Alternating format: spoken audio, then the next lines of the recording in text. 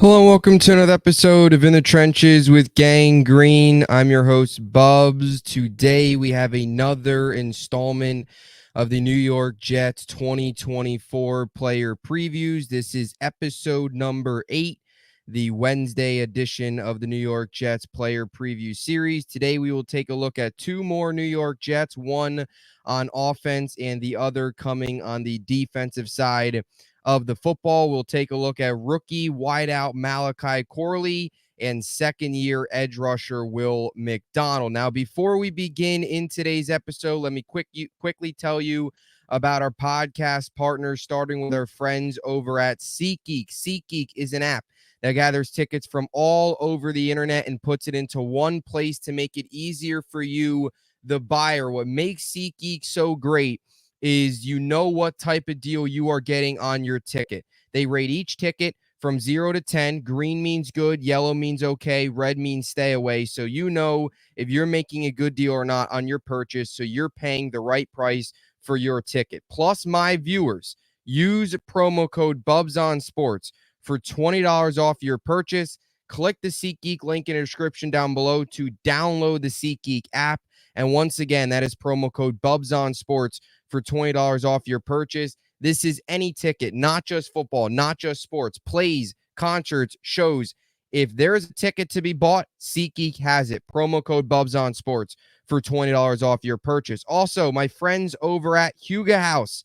You see me rocking my Huga House hat right now on the show. If you want to get the hat I'm wearing or any of the hats Aaron Rodgers wearing, even Shane Gillis, Shohei Ohtani, Tyler Conklin, so many celebrities, New York Jets, and athletes rock the Huga House apparel, myself included. If you want to get one of their many vintage-inspired hats, click the link in the description down below. That'll take you to the Huga House store. And at checkout, use promo code BUBS for 15% off any purchase at Huga House. Get yourself some swag and use promo code BUBS, again, for 15% off your purchase. All right, now into today's player preview episode number 8, the midweek player preview episode here on a Wednesday. So we will start on offense, and we will start with the rookie Malachi Corley. Quick background here: Malachi Corley, 5'11", 215 pounds, 22 years old, 2024 third-round pick, 65th overall by the New York Jets this past draft,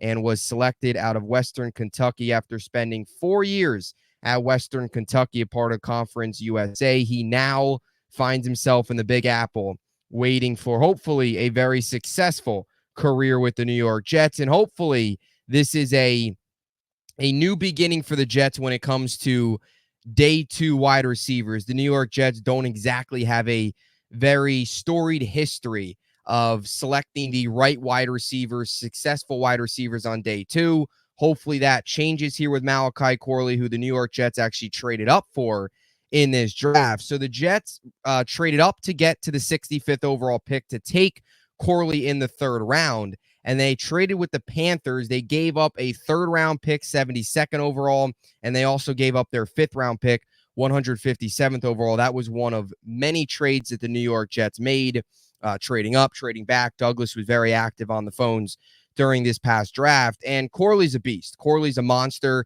He's a really, really fun player to break down. Number one, just because of his background. This was a guy that was a former 2-star recruit as a cornerback. So coming out of high school, was not exactly the most known player, was not even expected to be receiver. Goes to Western Kentucky, plays just a couple of snaps, not a ton in his freshman season in 2020. Only 6 receptions for 65 yards as a receiver in 2020 in what was kind of a weird COVID season for college football, obviously. And then 2021 gets a bigger role and really takes off. And this is a guy that the New York Jets were in love with, right? There was a lot of other receivers out there that New York could have looked at. But Corley, what he brings, he's so unique. And he's just, to put it simply, he has been labeled as Deebo Samuel 2.0. He is your do-it-all, kind of just your do-it-all wide receiver that can do pretty much anything. He is your gadget guy. That's the word I was looking for. He's your gadget guy. Can, catch screens and break tackles and known as the Yak King and all these different things. Those are the two biggest phrases that have been put to him. The Yak King, because his yards after catch numbers are ridiculous, and we'll get to those. And then, of course, Debo 2.0 has been another phrase that people have associated with Malachi Corley because of his play in college and how it's so similar to how the Niners have used Debo Samuel throughout his career. But this is a guy that complements the New York Jets perfectly. And that's why I think they were so in love with him. And that's why I think it was such a solid draft pick. And that's why you got to think that it's going to work out, because Rodgers likes these type of players, number one. We'll kind of get into that here a little bit more later on about how, Corley can almost be like Rodgers' version of Randall Cobb during his days in Green Bay. Prime Randall Cobb, not washed up Randall Cobb last year with the Jets. I want to make that clear. And there's some certain things that Corley does from a route running perspective that Rodgers really does a lot of as well, in terms of throwing to certain routes, Corley running certain routes that Rodgers throws a high percentage of. So we'll get to that here a little bit. But I think just right off the bat, when you look at Corley, he's a perfect complement to this wide receiver core, because you have a guy in Garrett Wilson who's your do-it-all wide receiver number one, will probably enter himself into the elite category after this season with a healthy Aaron Rodgers. He's a beast. He's do-it-all, just can do everything. Your number one receiver. We know what Garrett Wilson's all about. And then you go out and sign Mike Williams, who is your physical one-on-one 80-20, 70-30 ball guy that can go up, catch the deep ball, physical one-on-one, good against physical corners, a veteran, and just that good complement to Garrett Wilson, to a do-it-all guy, to your deep threat, one-on-one, physical red zone guy. And then you have Corley, who is your gadget, slot, speed, underneath route type player that complements those two guys. You have your do-it-all guy, you have your one-on-one guy, and then you have your physicality. Corley brings a lot of physicality, which complements those two guys well as well. But your underneath guy, your slant, screen, gadget plays, sweeps, end arounds, all those type of things, Corley can do. Just your third wideout that you can do so many different things with. And that's why he's such a perfect complement, and that's why the Jets seems like they were so high on him. So let's take a look at some of the numbers, because the numbers are really, really impressive. When you look at his 2023 season this past year, had 79 receptions, 984 yards, 12.5 yards per reception, and 11 touchdowns. Found the end zone a lot. You look at his 2022 numbers, 101 receptions, 1,293 yards, 12.8 yards per reception, 11 touchdowns. You look at his career in college with Western Kentucky, 259 receptions, 3,035 yards, 11.7 yards per reception, and 29 touchdowns. This was a guy that had a knack for finding the end zone. 7 touchdowns in 2021 and 11 over the next 2 seasons in 22 and 23. And those 29 touchdowns that he had were the second most in the FBS since 2021. So was one of the better receivers at finding the end zone in college football, statistically. Some other numbers here that are really impressive and really show you what Corley brings. We talk about that ability, the Yak King, physical, tough to bring down. 38 of his 79 catches came from behind the line of scrimmage last year. So this wasn't a guy that was running, deep 30-yard vertical routes downfield and was racking up a ton of yards just off of reception. This was a guy that a lot of times screen plays, and occasional bubble screen, end arounds, 5-yard slants, those mesh routes, but he does the rest of the work. He turns a 5-yard slant into a 20-yard pickup with 15 with his own legs, or he turns a screen and breaks 3 tackles and turns it into a 15-yard pickup down the sideline. That's what makes him so dangerous, and that's where the Jets are going to find him so valuable, is to turn those screen plays, turn those underneath routes, what Rodgers likes to do a lot of, into big chunk plays. He had 55 broken tackles over the last 2 seasons. And from 2021 to 2023, this shows you more of his yards after catch ability, what has coined him the Yak King nickname. 2,068 yards after the catch over the last 3 seasons. That is 392 yards more than second place in the FBS, was Tez Johnson, who had 1,676 yards of Yak. So his 2,068 Yak yards were by far the most in college football. Easily the best yak receiver in college football. And was also one of the more underrated receivers in college football because, look, he was playing at a smaller school in Western Kentucky. And isn't that one-on-one deep threat, do-it-all guy, is more of your gadget underneath guy that is kind of sneaky and could do some damage. So those are some of the really, really impressive numbers. And, we've kind of seen the Jets with this draft class kind of try and change their offensive identity. Forever now, the Jets have been an embarrassment. They've gotten knocked around.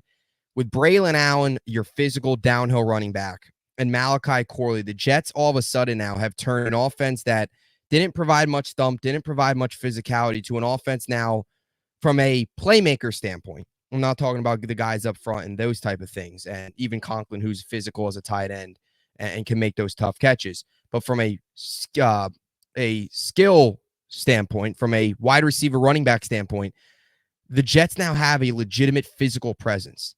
They have guys that are not going to be taken down easily. They have guys that are going to put their shoulders, knock guys over, pick up yards after the catch, and just make it miserable for opposing defenses to take these guys down. And Corley is right on the front line of that.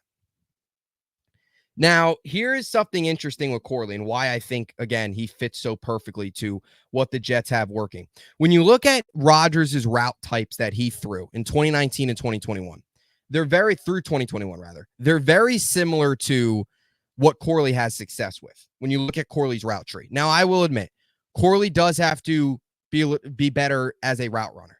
That is something that probably knocked him down a little bit during the draft process. He's not a great route runner. Neither is Deebo Samuel, though. These gadget guys, they're not great route runners. They are more of those screen end-around type players that use their speed, use their yak ability to their advantage. They're not really mastering their route running. They're not really mastering they're not going to go up against a number one corner and completely blow by him. That's just not what they do. So you would like to see Corley become a little bit of a route runner, but based off the routes that he runs mostly and the routes that he has a lot of success with are similar to the routes that Rodgers throws a lot to.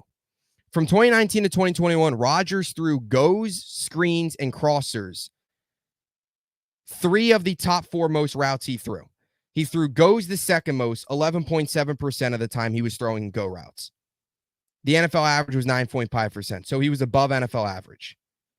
He also threw screen routes the third most rather, 7.7%. The NFL average is 5.7, so above average there. And he also threw crossers 13.8% of the time.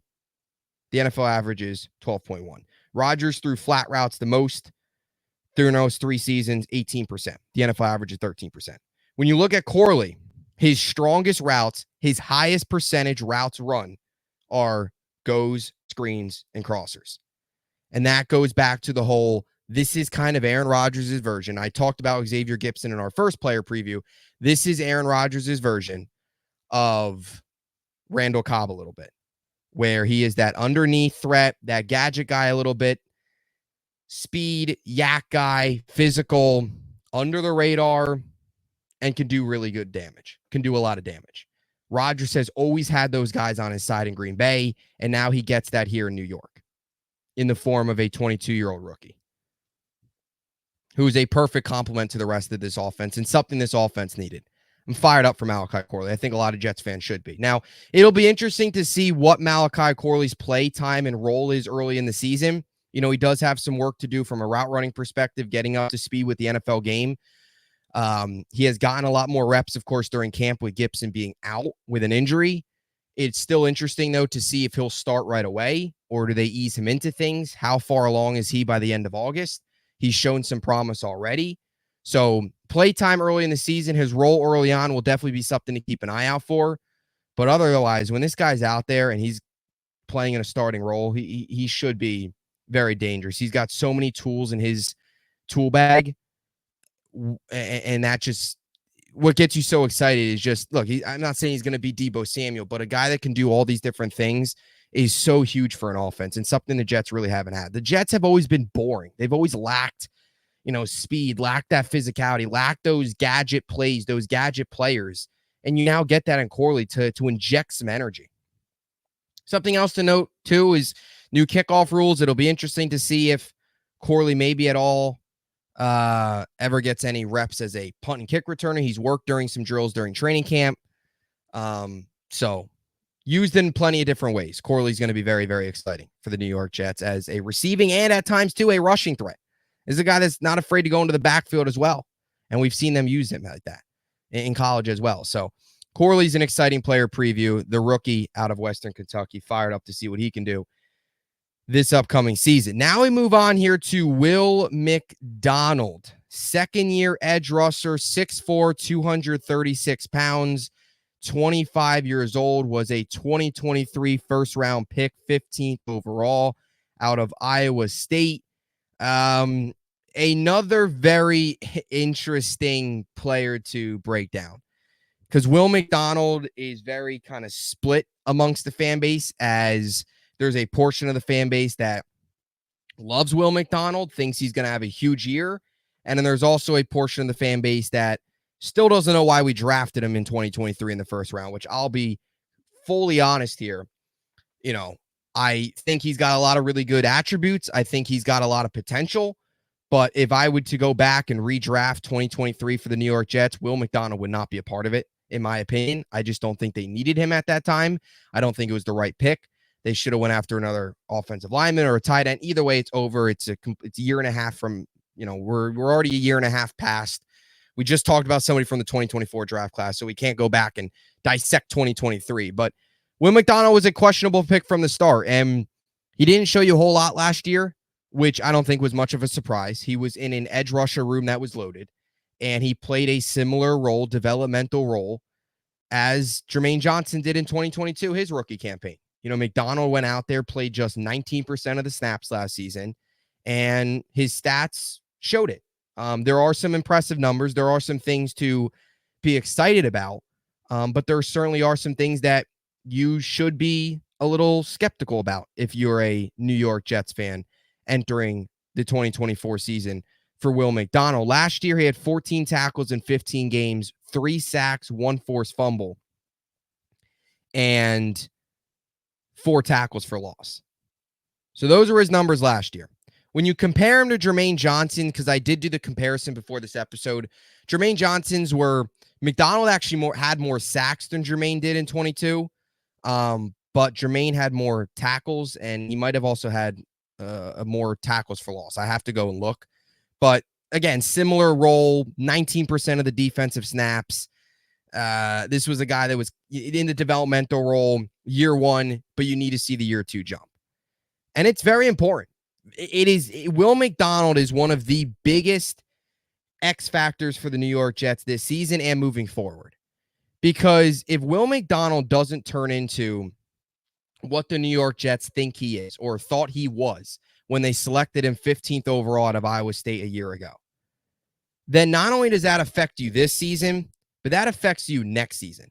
And that's why I think Will McDonald is such a, I don't know if I want to say polarizing figure, but is such a talked about figure amongst the Jets fan base, because his play this year is so important to the Jets' success on defense, the Jets' success up front. You lost Bryce Huff. You lost JFM. 2 guys, JFM could play in and out, but 2 guys that could do some damage on the edge. We all know what Bryce Huff was. Yes, you added Hassan Reddick. We get that, right? Big player, big move. Still holding out as of this recording. But either way, you lost those 2 pieces. You've seen what Jermaine Johnson could do great. Reddick's probably a 1-year thing. Let's say Reddick leaves in the offseason. If Will McDonald doesn't show you much this year, then you will to all of a sudden go into next season with so many questions at edge, because I don't think many people fully believe in Michael Clemens. If you have Jermaine Johnson and let's say Reddick leaves, then that's it. And if Will McDonald doesn't show you enough this season, then all of a sudden you went from a edge rushing room that included Bryce Huff, JFM, Jermaine Johnson, all these pieces to here we are, we're stuck with Jermaine Johnson and a bunch of questions. So not only does McDonald's play affect the Jets this year as a 3rd edge rusher, stepping up in a much, much bigger role after playing in a developmental role last year, not only is he crucial to the Jets winning this season, he's also crucial to the future. And his future, of course, as well. And, he didn't show you a whole lot in his rookie year. Not that Jermaine Johnson did, but, he's gone into camp so far. It doesn't seem like, Salah the other day. I don't usually talk much about camp in these episodes. I try to more just go off of what they did last year and project, not so much what they're doing in camp. But I have to discuss this because the other day, Salah talked about Will McDonald not really putting on more weight. He's around the same weight as he was last year, but he feels he put on more muscle. My biggest concern with Will McDonald, and we'll get to the good here, we'll get to some good stats, but I wanted to get off just how important he is as a player and why he's such an interesting player to look at going into the season is Jermaine Johnson put on a ton of, put on muscle. He put on weight. He put on strength. He went into last year, monster season, went from 2.5 sacks, 7.5 sacks, raised up the pressures. It was a great piece. We all know that. Will McDonald, I think, in a way, and why he's a little concerning is it feels like in a way he's too reliant at times. And we saw this a lot last season on his pure athleticism, on his speed over his actual strength. And he has that spin move, which can be deadly. But this is a guy that against really good left tackles or against stronger and bigger left tackles than he is, can get knocked around easily. If he goes into the season the same weight, same muscle that he had last year. Because if he's just relying on the spin move and his athleticism, it's going to work sometimes, but it's not going to work all the time. He's going to get pushed around where he's going to completely be on the outside. The left tackle is just going to take him and just move him outside, and he's not going to be able to, close in and even be productive against the run if he's just getting completely pushed out of the play. And that's a little bit of a concern. But the athleticism's there. The explosiveness is there. The get-off is there. He has a lot of really good traits. It's just, how high is his ceiling really? Like, we know the athleticism, we know the speed and all that's there, but has he really put on enough muscle? Has he put on enough weight? Has he put on enough strength where he can overpower guys? And that's a little bit of a question going into this season. And he's got to be able to do that, because that's what you have to do as an edge rusher. If you can't overpower guys, you're not going to make a living in the NFL. You've got to find a way. Now, here's some positives, right? We talked about the athleticism. That's a positive. We need to see, obviously, him be able to overpower guys. But last season, he had a 16% pass rush win rate, which ranked 7th best for rookie edge rushers since 2006. Now, the full list is James Houston was one with a 19.3 pass rush win rate. Josh Ook in 2020, 18.5. Aldon Smith, 17.9 in 2011. Joey Bosa, 17% in 2016. Carl Lawson, former Jet, in 2017, 16.7%. Will Anderson, who won Rookie of the Year on defensively last year, 16.1. Will McDonald, 16%. So Will McDonald was pretty much right there, had the same pass rush win rate, essentially 0.1 off than the Rookie of the Year on defense in Will Anderson of the Houston Texans. That should give you a lot of positive. That should give you a lot of excitement. The good for Will McDonald: athleticism. He showed the ability to win consistently. Pass rush win rate last season of 16%. 7th best among rookies since 2006. Minimum 100 snaps played. So he gives you the win rate. He gives you athleticism. He gives you speed. He gives you that spin move. Great. 3 sacks. Is it crazy to say he can double that and have 6 this year and be productive? I don't think so. Some concerns. Will he be able to overpower guys?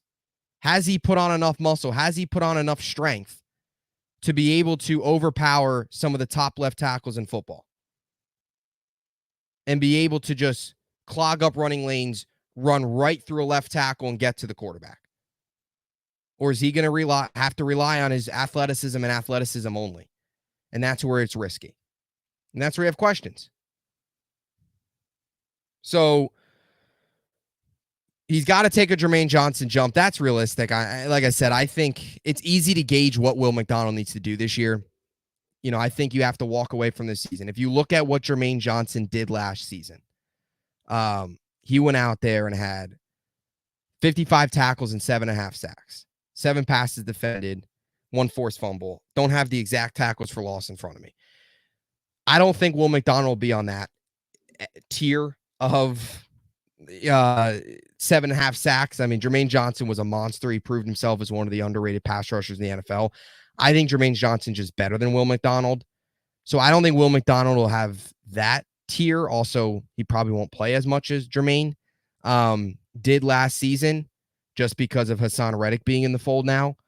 But is it crazy to say, or realistically, in order for you to feel good about McDonald moving forward, he has to go out there and have, let's say, 6 sacks, maybe 5.5, 6 sacks, and 45, 47, 50 total tackles? I don't think that's crazy.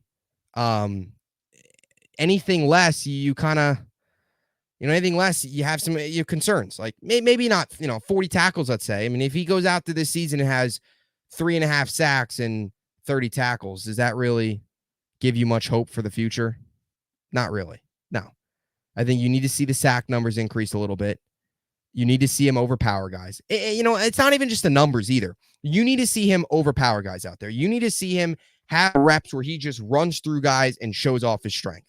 And hopefully he's put on enough weight. Hopefully he put on enough muscle. That's all you can say.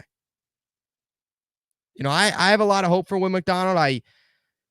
I want to trust. I want to believe in him, but I do have my questions. I do have my concerns, and we'll see. It's definitely an interesting player, and he's got to show up this year for so many reasons. The trickle down of Will McDonald not playing this year would be pretty large for New York. So we'll see. So that's another episode of New York Jets player previews, Malachi Corley and Will McDonald. Let me know what you think about both these players in the comment section down below, your expectations for both of them as we enter the 2024 campaign. And until next time, JETS, Jets, Jets, Jets.